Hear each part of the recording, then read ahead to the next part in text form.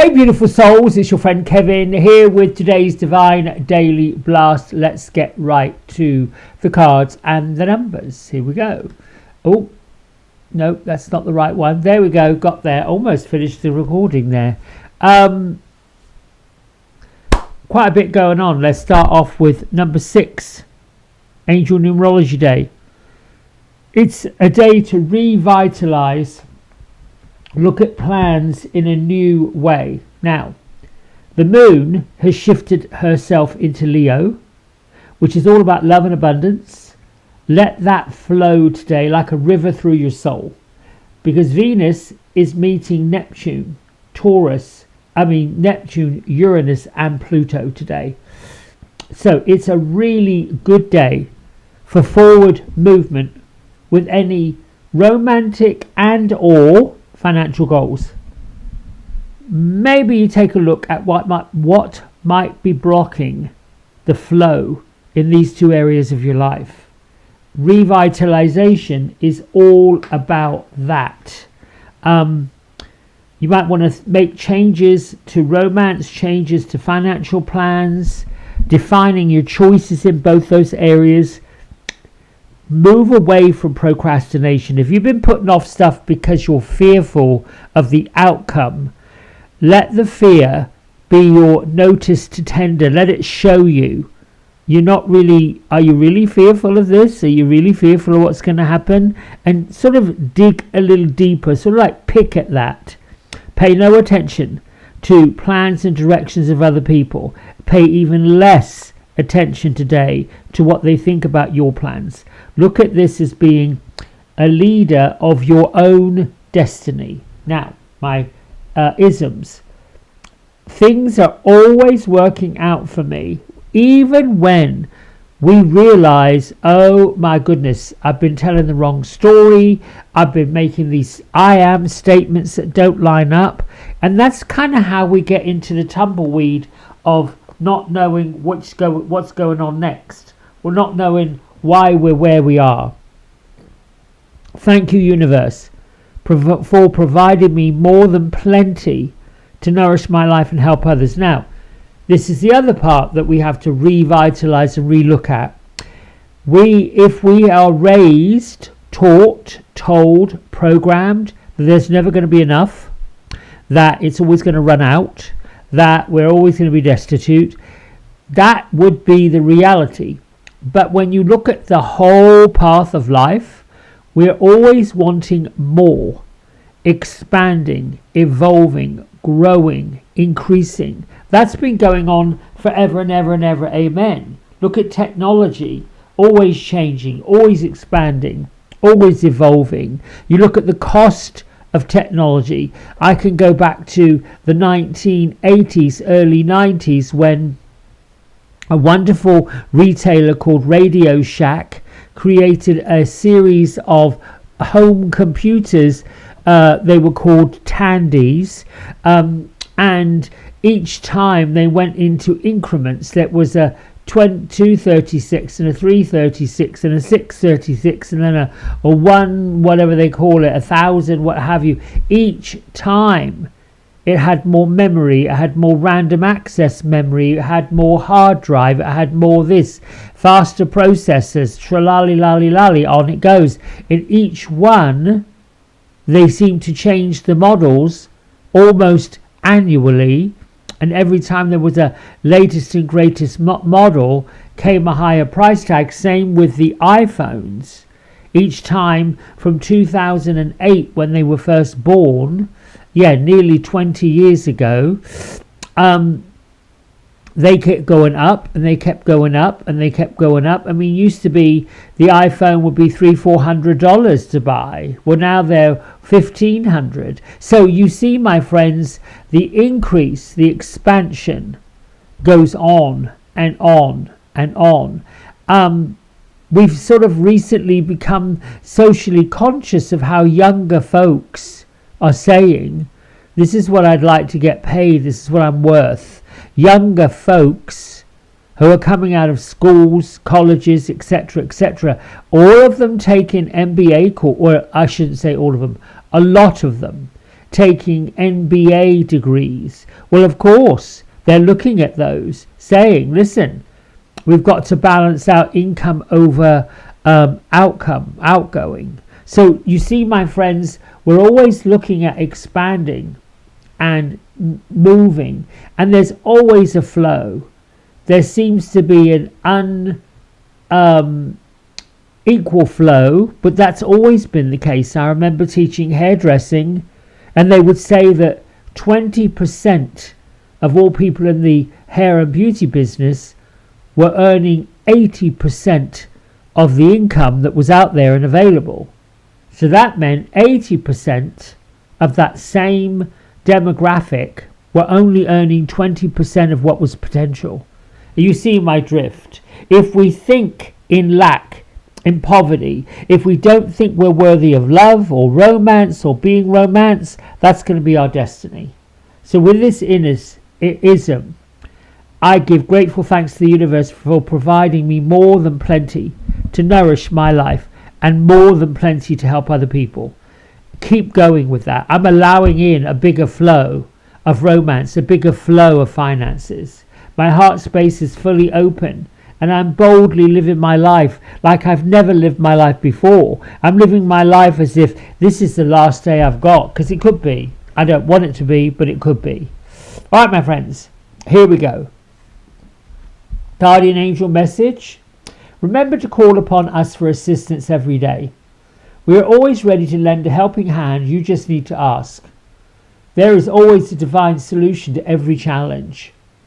Everything is always working out for my highest good. Dung, dung, do, da, right, all of it. This I wrote before these cards came out, so hello. In sync with Radley Valentine. Now, Archangel Zadkiel. This is our angel activator for this week. Comes with us with the message to thank you, Zadkiel, for helping me change within myself first, before seeking change elsewhere. Zadkiel is part of the violet flame energy. He's actually the keeper of the violet flame, along with holy amethyst. So the violet flame is a space that we can visit in meditation and prayer. It's got the energy that we can invoke to help us release from our energy field anything that has been unsettling or traumatic. Archangel Zadkiel is the Archangel of Justice, alongside Archangel Michael, Archangel Raguel, and for this week we have Archangel Michael and Archangel Faith here for protection and, more importantly, calling into spirit. I spoke yesterday about having some spiky pointed energy coming. Here's my little caveat to that, because afterwards I realized, I should have mentioned this, I should have mentioned that. When we bump into people that we perceive to be a bit spiky, a bit tough, it's not aimed right at us. We take it personally because we're looking for joy and we're looking for happiness and we're looking for the light, we're looking for the love. Other people aren't necessarily looking for it.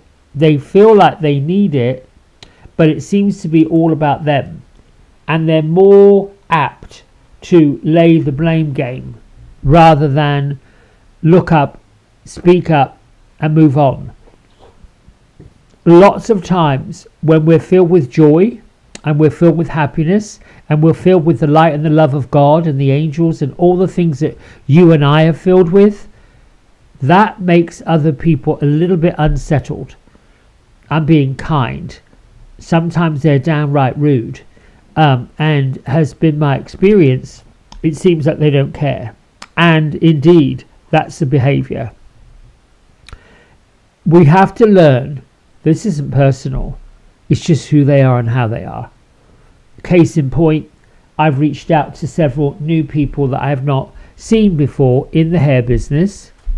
How you doing? It's great to see you. I hope that your hair is working out for you. I'd like to see you in this many weeks, however you say it, right? Make an appointment, blah, blah, blah. No response. So me being sensitive looks at that and says, how rude. You think somebody would get back to you. You think some. That's what my expectation was, and the expectation was not met. So what do? I get disappointed because I expected a lot from this person. Instead of looking at it like I did my best, I worked on within the margins that this person wanted. I did everything I thought I could do. I did improve the look. I made a big difference, but that doesn't mean to say the person experiences it that way. They may have had an expectation that they were going to walk out a certain way, and that didn't get met. That's usually the case. All right, Gertrude, Beatrice, where are you? Or they're pondering. Ooh, they're sitting in a garden, like a woodland garden, like a secret garden. It's right lovely. And there's a big, giant, looks like one of those cartoon mushrooms. You know, the red ones with the white dots on them. And they're sitting underneath it like it's an umbrella, sun umbrella. And they're just resting. They're just relaxing. Oh, rest and relax through the revolution. What's that mean? Rest and relax through the revolution. Oh, they say, you know what it means. There's a lot of revolting going on. Here's the card. Hidden Depths. We've had that one before. I've asked in the comments if you want me to keep working with the fairy card. It's a bit like sometimes the cherry on the top. Sometimes the piece that pulls it all in together. A bit of whimsy. A bit of wonderment. Our fairy sits in a pool. Her clothing is down underneath the water. And yet behind her, the water continues to flow. This goes along with there's always things working out for me. There's always a flow of energy. There's always a flow of gratitude. There's always a flow of heart space opening up. This is what this is all about. Something hidden is about to come to light. Perhaps a secret or a memory at the back of your mind and depths of your soul, within your heart space. So when we expose ourselves to what's hidden, we can become free.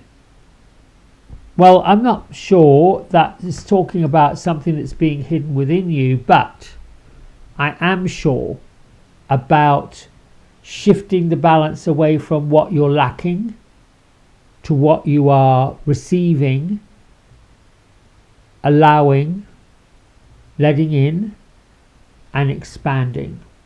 Where in your life are you going to be able to expand even more? That's easy to expand. Start with the easy stuff. Start with the, oh, I've got this little bit more money, that little bit more money, this little bit more money. If that's your Achilles heel, the financial thing, you're blocking the flow by not allowing the idea.